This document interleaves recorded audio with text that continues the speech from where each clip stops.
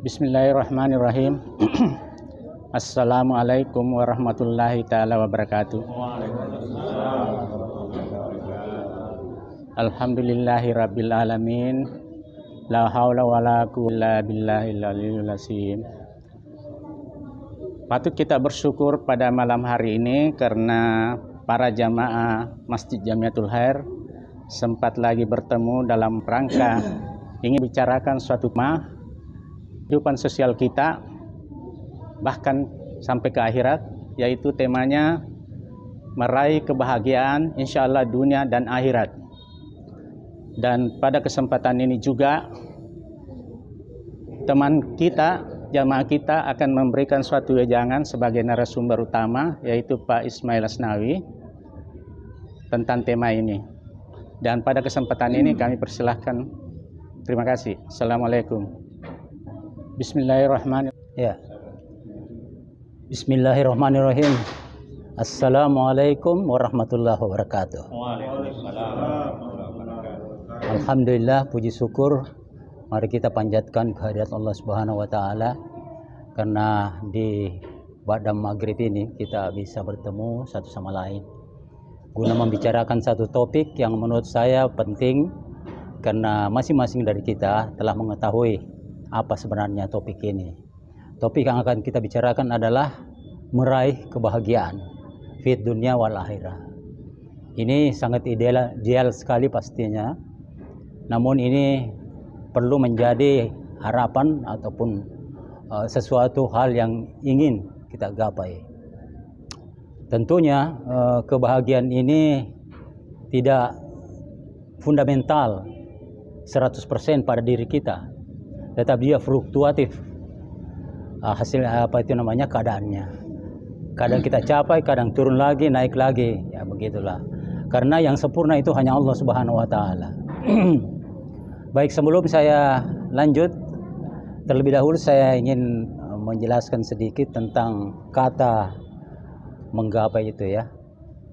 Menggapai adalah suatu keadaan di mana kita ingin mendekatkan, yang kita harapkan itu kita ingin dekatkan sama kita dengan upaya pasti ya, dengan kreativitas, usaha yang progresif, di mana keadaan itu boleh di depan kita, boleh juga di atas dari posisi kita.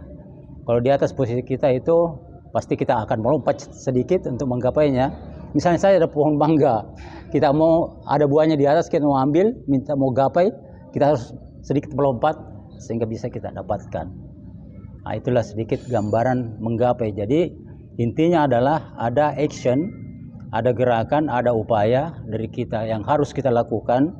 Dan upaya itu bagaimana? Nah, nanti kita bisa masing-masing mengeluarkan pendapat bagaimana sesungguhnya upaya itu kita harus lakukan agar supaya kebahagiaan ini bisa menjelma, bisa menjadi kenyataan dalam kehidupan kita sehari-hari.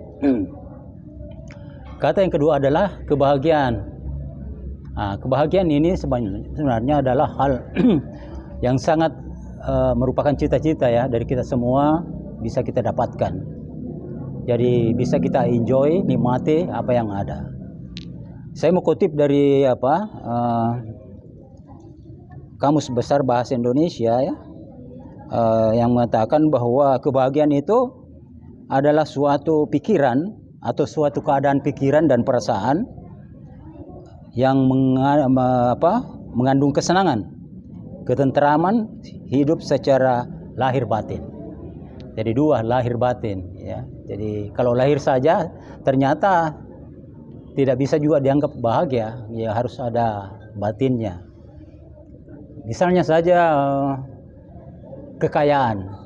Kekayaan ternyata tidak menjadi ukuran untuk seseorang atau kita semua ini dapat dikategorikan bahwa orang bahagia. Karena begitu banyak orang, banyak uangnya, ternyata dia juga banyak pusingnya.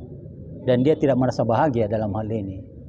Kita bisa memberi gambaran bahwa kalau kita lihat kendaraan mewah lewat, kita bisa beranggapan bahwa aduh enaknya orang di atas mobil itu ya. Tetapi siapa yang bisa menyangka bahwa di dalam mobil itu terjadi perselisihan paham ataupun pertengkaran antara suami istri dan segala macam. Seperti pernah diceritakan dengan Mbah, suatu waktu dia dapati mobil sedang jalan dan dia hamburkan uangnya keluar. Nah, ini kan satu pertanda bahwa di dalam mobil itu bisa terjadi hal-hal yang apa namanya tidak membahagiakan orang ya. Nah, jadi ukurannya bukan dari harta, tetapi kebahagiaan itu memang apa namanya itu banyak kategorinya, banyak yang bisa kita usahakan sehingga itu bisa menjelma menjadi satu keadaan yang membahagiakan kita. Nah, kebahagiaan juga itu adalah hasil dari perbuatan-perbuatan baik kita ya. Jadi kalau kita membuat sesuatu yang baik, insya Allah itu akan menjadikan kita merasa senang, puas diri, dan pikiran perasaan kita ini bisa menjadi tenang dan bahagia. Nah, memang kebaikan ini sangat penting, tetapi kebaikan ini sesungguhnya juga milik Allah Subhanahu wa taala. Ya. Di dalam sehari semalam kita selalu tahiyat ya.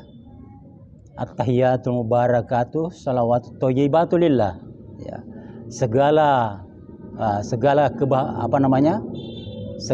kebesaran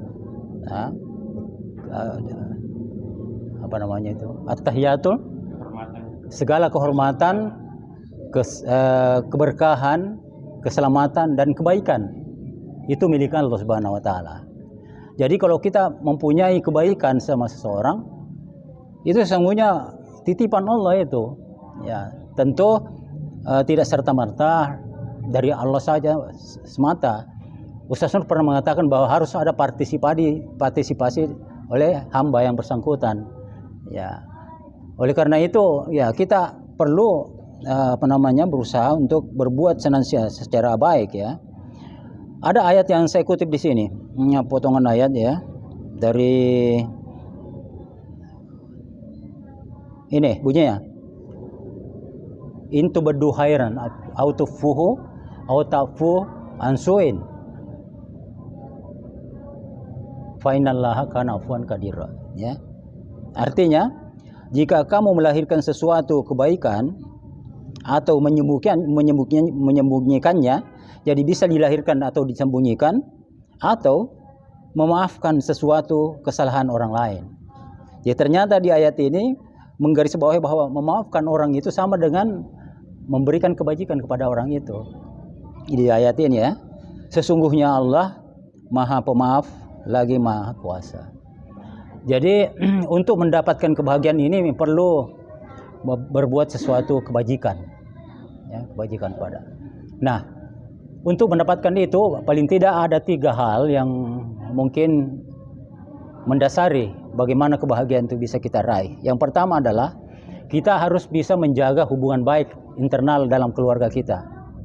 Hubungan antar suami istri ya itu sudah pasti ya. Bagaimana bisa satu sama lain saling pengertian antara suami dan istri. Ya.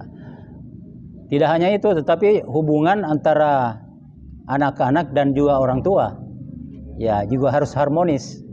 Kalau tidak harmonis, ya tentu tidak ada kebahagiaan di dalamnya. Ya. Nah, kemudian yang ketiga, hubungan antara anggota keluarga, antara anak-anak kita. Nah, kalau ketiganya ini terjadi hubungan harmonis, baik antar suami istri, anak dan ibu bapaknya, kemudian antara anak itu sendiri terjalin hubungan yang harmonis, maka insya Allah kebahagiaan internal keluarga kita itu bisa kita dapatkan. Tetapi salah satu dari 3 tadi itu menjadi masalah, ini akan mengganggu kebahagiaan. Misalnya saja hubungan antara anak dengan orang tuanya terganggu, itu akan mengganggu kebahagiaan dari keluarga itu. Nah, itu yang pertama. Yang kedua, untuk mendapatkan kebahagiaan itu kita harus mempunyai pekerjaan sebagai sumber pendanaan untuk membiayai keluarga kita. Ya. Harus ada pekerjaan. Kalau kita sebagai seorang pengangguran ya boleh jadi menjadi miskin, dan kemiskinan itu mendekatkan kita kepada kekufuran. Nah, itulah sebabnya harus ada pekerjaan. Pekerjaan di sini tidak ditentukan harus ini harus itu, tapi ada upaya ya. Dengan upaya itu insya Allah kita akan diberikan rezeki oleh Allah Subhanahu wa taala. Sebenarnya semua hal Allah sudah menyiapkan di bumi ini ya. Karena Allah menguasai bumi, langit dan semua yang ada di dalamnya. Dan itu dipersembahkan untuk kesejahteraan manusia. Itu yang kedua. Kemudian yang ketiga, kita bisa berupaya untuk membuat atau memasuki satu kelompok yang kita anggap bisa membawa kita kepada satu keadaan di mana kita bisa berbahagia. Misalnya saya salah satu jemaah kita di sini kan, kita berjamaah, itu sebenarnya satu cara kita bisa mendapatkan kebahagiaan. Ya. Karena di tempat lain kita tidak bisa menemukan itu. Ya. Berjemaah, memasuki mungkin tabligh di mana kita bisa mendapatkan hubungan baik dengan teman yang lain, ataupun kita membuat satu grup kelompok yang sevisi dengan kita, karena ada catatannya Andre Carnegie ya. Nah, jika kamu ingin bahagia, tetapkan tujuan yang mengatur pikiranmu. Itu Andre Carnegie yang mengatakan. Ya. Kemudian membebaskan energimu dan menginspirasi harapanmu.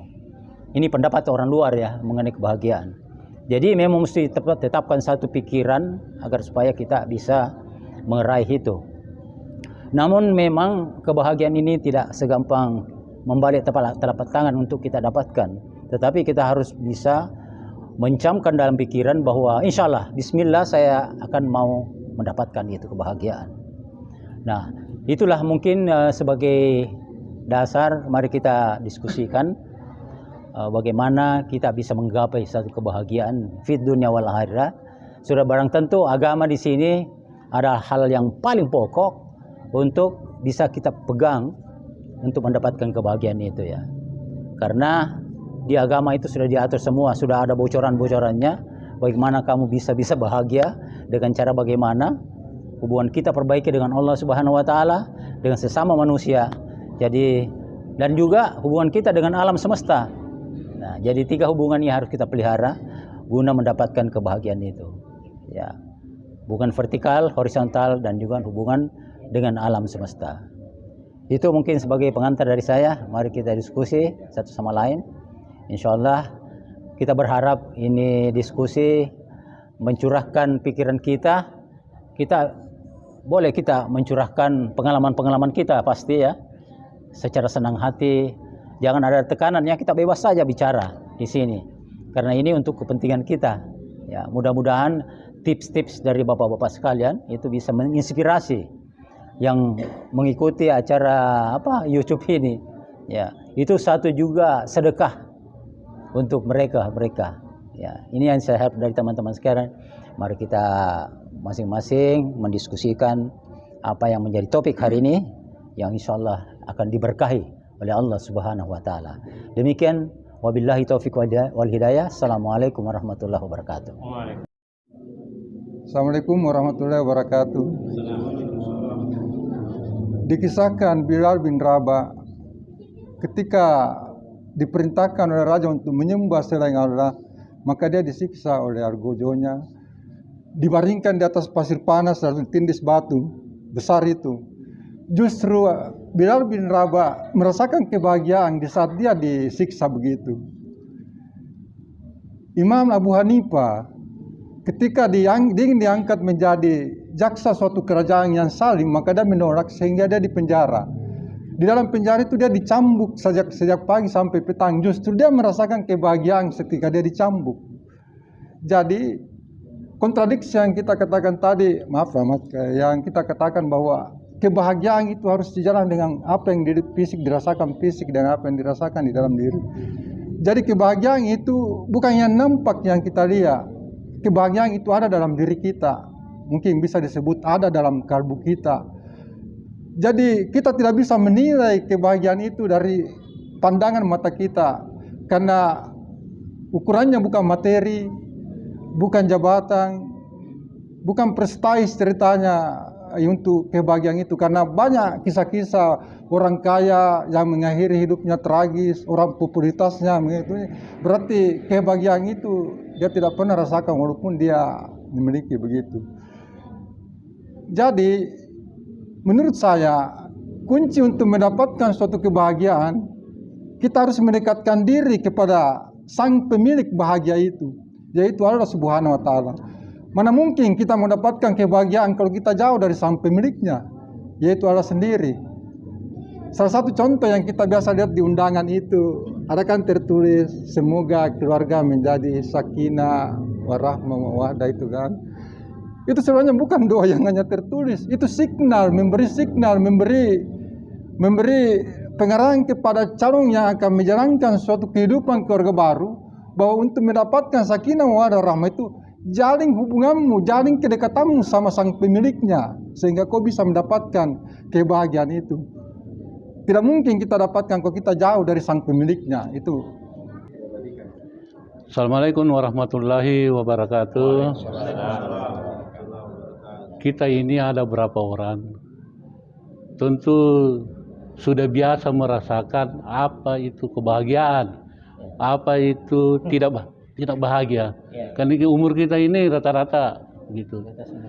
Bagi saya pribadi ada 3 hal yang harus kita miliki untuk mencapai atau menghindari ketidakbahagiaan. Yang pertama adalah pengetahuan. Kalau kita tidak tahu sesuatu apa kita tidak akan berbuat apa-apa. Iya, itu. Ada ilmu dari ustaz, begini caranya salat, begini caranya beramal, begini. Kalau kita tidak punya pengetahuan tentang hal itu, sia-sia. Itu pengetahuan. Pengetahuan mengenai kenegaraan ini yang salah, ini yang benar. Ya itu kita harus miliki. Pengetahuan tentang tata cara bergaul sesama kita ini. Itu. Yang kedua adalah keterampilan. Ada orang hebat tapi tidak terampil, akhirnya salah ilmunya. Ini. Jadi perlu keterampilan dalam mengolah pengetahuan. Seperti di bidang penyiaran. Orang-orang TVRI itu pasti terampil mengolah penyiaran apa semua karena ilmunya itu. Yang ketiga, yang paling menentukan dalam hidup ini adalah sikap kita. Kebahagiaan itu dari kita sendiri dan dari orang lain.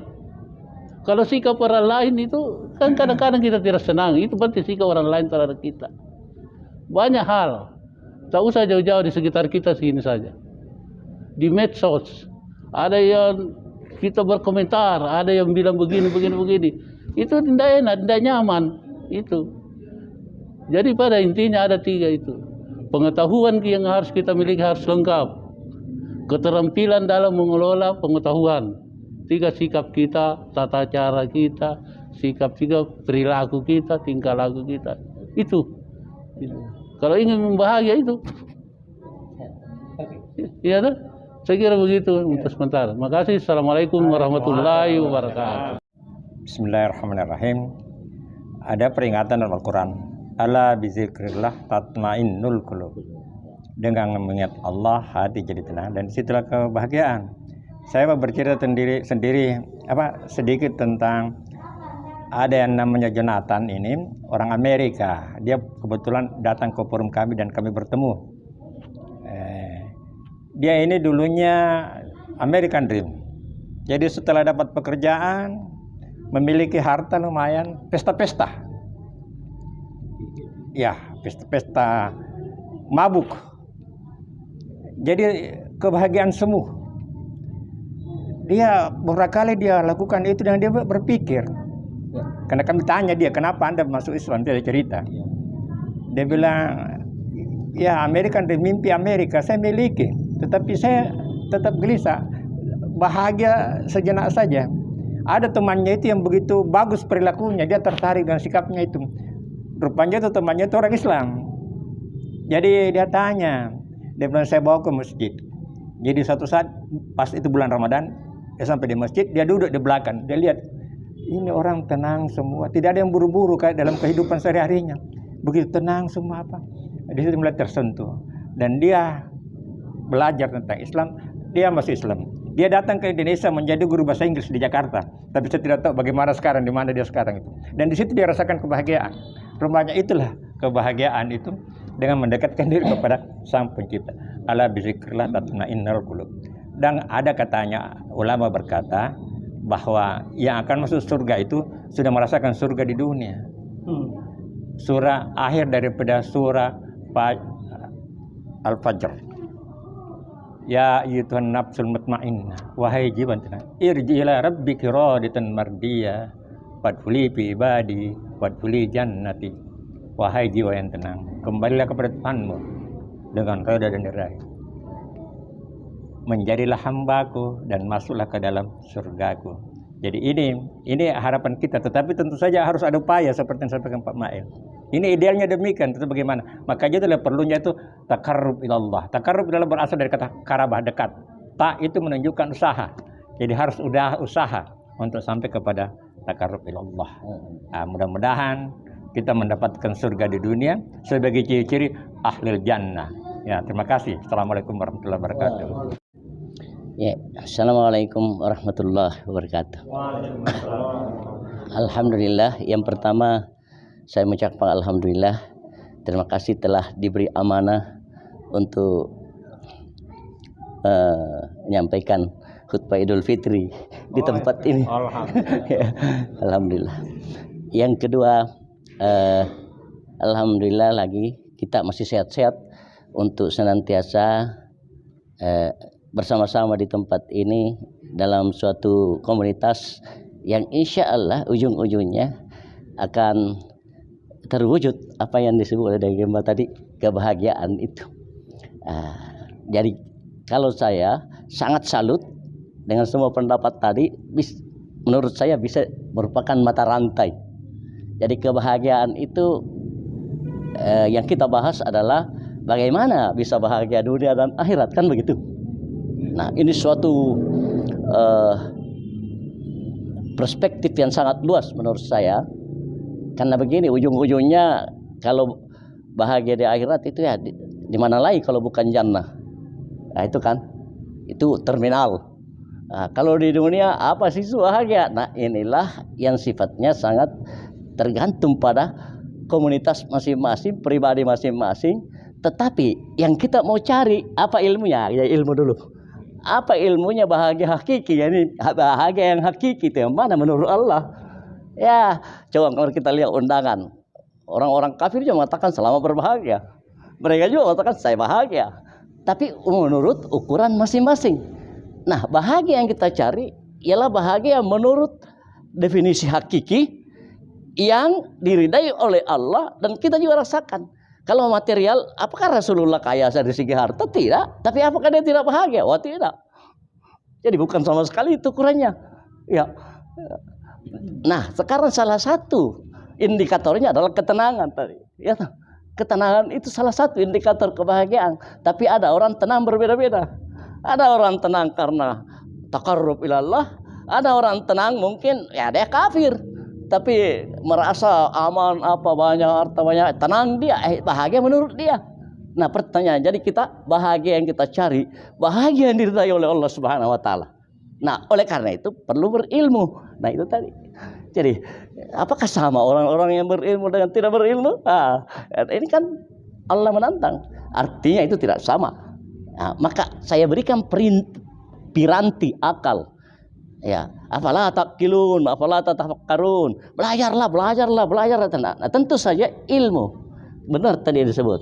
Jadi secara psikologi pendidikan benar bahwa ilmu, keterampilan oke.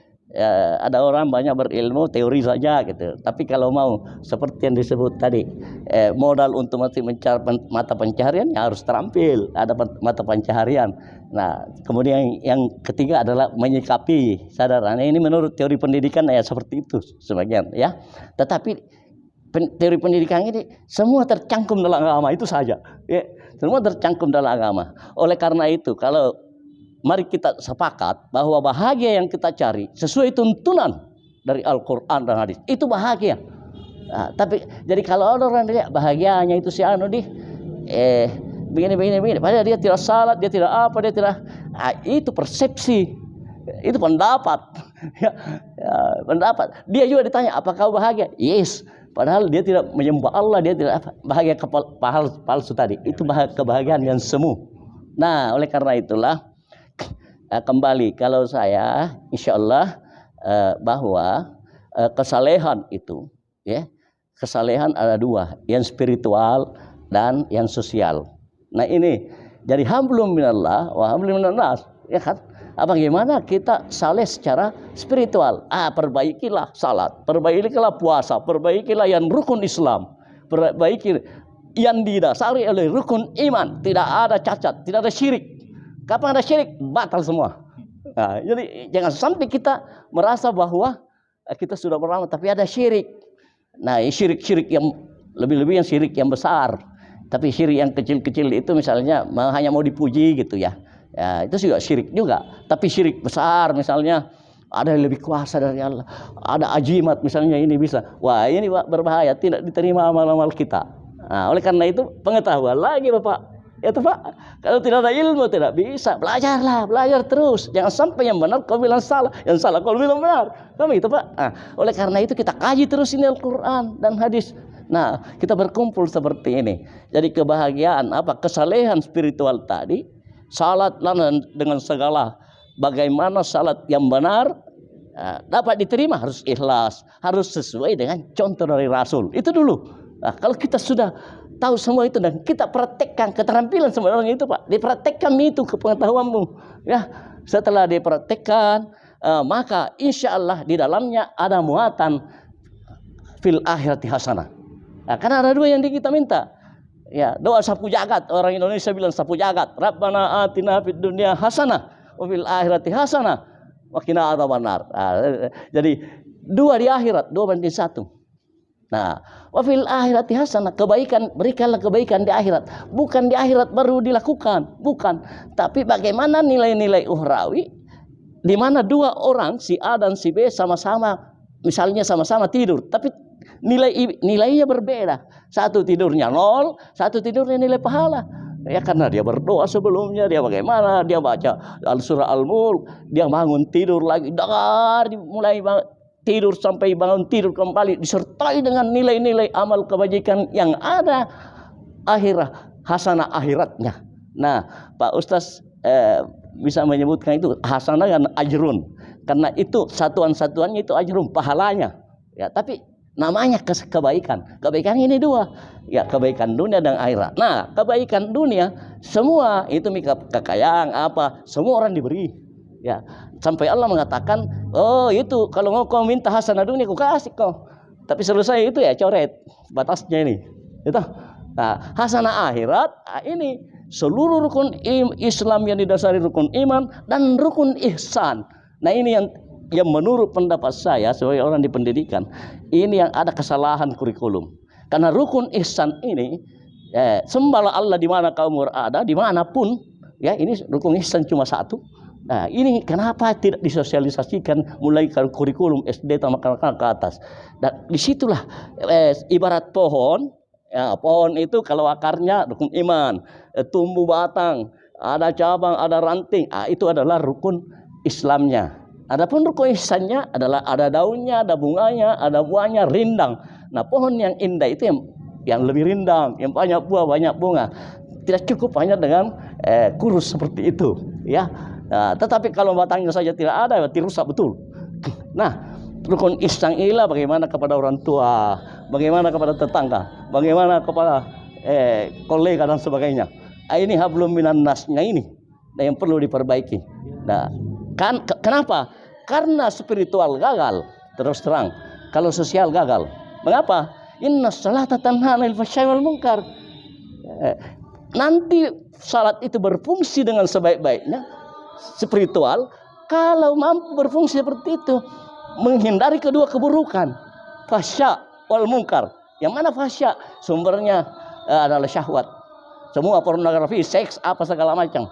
Nah, yang kedua keburukan karena perut dan akal. Nah, inilah bertengkar, berselisih, berkelahi, korupsi, semua ini. Inilah ukuran apakah spiritual itu berhasil atau tidak. Tapi kalau ini juga jalan, keburukan-keburukan itu dilaksanakan, maka ada masalah dengan salatnya. Ada masalah dengan salatnya. Ini harus kita tahu semua. Oleh karena itu sangat berkaitan. Sehingga hablum minallah wa minan nas. Nah, terakhir. Fid dunya hasanah wa fil akhirati hasanah. Wa qina adzabannar. Mengapa ini? Ini ayat luar biasa, kalimat ini wa qina adzabannar. Kalau saya mengartikan seperti ini tafsirannya Bapak-bapak. Orang itu masuk surga nanti ada yang istilahnya tiketnya langsung. Ya, ada juga Hasan aku kasih kok, tapi kau laundry kau dulu di neraka. Itu karena ada wakina azab benar. Hindarkanlah dari api neraka ya Allah. Jangan lalu sudah baru masuk surga. Kan begitu. Nah, oleh karena itulah 2 banding 1 secara umum. 2 akhiratnya, 1 dunianya. Ini rumus matematikanya. Lebih banyak kita semakin mau menuju batas kehidupan, semakin diperbanyak akhirat, kan begitu. Caranya perbaiki spiritual, perbaiki sosial. Saya pikir ini intinya tadi, dan harus belajar, harus tahu. Tidak ada jalan untuk tidak belajar. Nah, belajar ini kan macam-macam, tidak harus sekolah Pak. Ya, kita begini kan sudah belajar. Bapak Ibu memberi kepada kita, kami juga memberi apa yang ada, sharingnya seperti itu. Ada yang masih perlu didiskusikan, kita lanjutkan. Alhamdulillah seperti itu. Maka seluruh aktivitas kita bukan hanya duniawi hasanahnya, tapi hasanah akhirat ada di situ. Saya pikir seperti itu. Assalamualaikum warahmatullahi wabarakatuh. Ya. Bismillahirrahmanirrahim. Assalamualaikum warahmatullahi taala wabarakatuh. Seperti yang disampaikan oleh narasumber kita tadi, saya melihat itu kebahagiaan secara mikro, internal keluarga. Dan selanjutnya dengan Mbak tadi membicarakan kebahagiaan secara makro juga.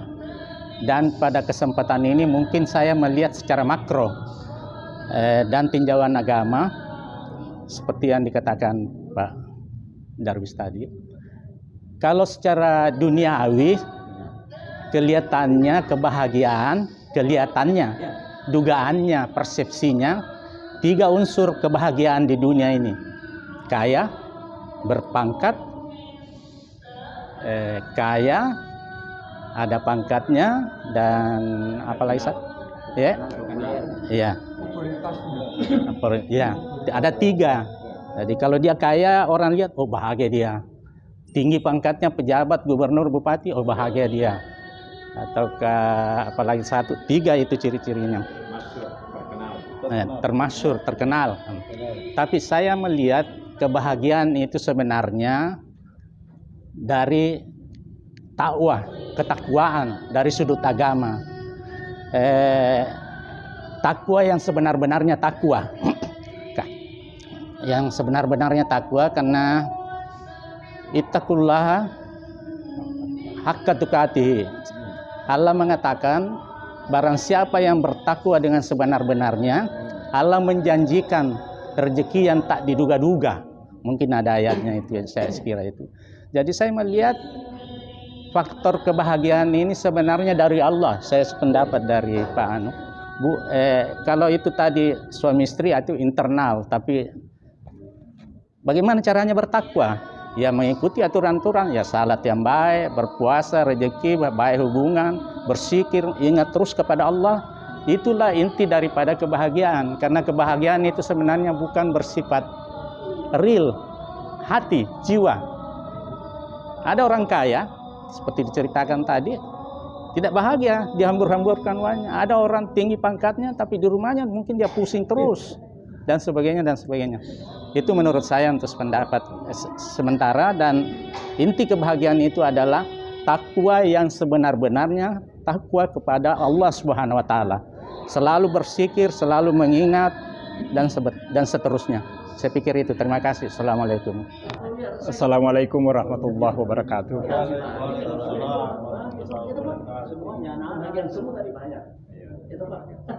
Biasa kita dengar kebahagiaan dunia dan akhirat. Kalau di dalam surat Al-Qasas itu ayat 77, A'udzubillahi minasyaitonirrajim. Wabtaghi fima taqallahu daral akhirah wa la tansa nasibaka minad dunya wa ahsin kama ahsanallahu ilaika wa ahsanallahu ilaika. Wala tabil fasada fil ard innallaha la yuhibbul mufsidin. Kalau di dalam surah Al-Qasas ini dia mendahulukan pahala akhiratnya, bukan dunianya dulu. So, biasa kalau dunianya dulu kebahagiaan itu biasa terbengkalai pahalanya. Karena dunia terus dia kejar. Tapi kalau akhiratnya didahulukan sesuai dengan ayat ini. Ya, carilah pahala akhiratmu kata Allah. Sebagaimana aku yang telah menugerahkan kepadamu. Anugerah itu luar biasa. Kita dianugerahkan saja presiden itu bintang Mahaputra misalnya. Luar biasa. Apalagi kalau Allah yang menugerahkan. Carilah pahala akhiratmu. Sebagaimana Allah menganugerahkan kepada kita. Anugerahnya itu Allah banyak. Nikmatnya itu banyak sekali. Antara lain mungkin kita berbuat mengaji misalnya. Tadarus seperti pertemuan ini yang paling ini karena kita belajar mencari makna arti Al-Qur'an. Kemudian apalagi tadi wabtaghi fi Allah daral akhirah wala tansa nasibaka minad dunya. Tapi jangan lupa duniamu. Iya, karena kalau tidak kalau dunia kita merosot mungkin sulit juga untuk kita apalagi mencari pahala akhirat. Nah, carilah duniamu sebanyak-banyaknya. Wahsin kama ahsanallahu ilaika. Berbuat baiklah kepada orang lain sebagaimana Allah telah berbuat baik kepadamu. Itulah kata-kata yang dikeluarkan Pak Nur Samsu tempo hari itu akhir ayat itu selalu mengatakan kaulan, perkataan kaulan ma'rufan, kaulan baligan, kaulan sadida. Itu perkataan-perkataan yang baik semua. Jadi kalau kita berbuat baik kepada orang lain cukup perkataan-perkataan yang baik saja. Wala tabghil fasada fil ard. Jangan membuat kerusakan di muka bumi ini. Innallaha la yuhibbul mufsidin. Karena Allah tidak suka membuat kerusakan. Membuat kerusakan itu ya misalnya menyakiti binatang, memotong-motong pohon yang sebenarnya rindang atau apa, berguna untuk masyarakat banyak, tapi kita rusak. Bismillahirrahmanirrahim. Assalamualaikum warahmatullahi wabarakatuh. Waalaikumsalam warahmatullahi wabarakatuh. Terkait dengan ayat yang tadi Pak itu wabtaghi fima atakallahu darul akhirah wala tansa nasibaka minad dunya. Itu apa ada saya pernah mendapatkan perbedaan pendapat Pak. Ada yang mengatakan bahwa seperti tadi kita bilang bahwa akhirat itu harus didahulukan daripada dunia. Tapi ada juga menafsirkan bahwa artinya di sini 50-50 Pak. Jadi tafsiran ayat ini bahwasanya jangan lupa di situ maksudnya diseimbangkan begitu. Jadi akhirat 50 dunia 50. Nah, ini di antara dua tafsiran ini yang mana yang lebih tepat begitu? Ataukah memang betul bahwa porsi akhirat harus lebih diutamakan sesuai dengan tafsir ayat ini Pak? Ya, itu saya. Alhamdulillah. Ya, baik. Bagus sekali, menarik menurut pendapat saya, benar-benar menarik. Ya. Dari Pak Haji Nasir saya katakan sebenarnya kalau kita kaji itu ya ilmu lagi Pak ya. Kaji itu ayat sama kalau kita mengatakan wahai Ananda, ibu menyuruh kita pergilah ke pasar membeli beras. Tetapi jangan lupa garam.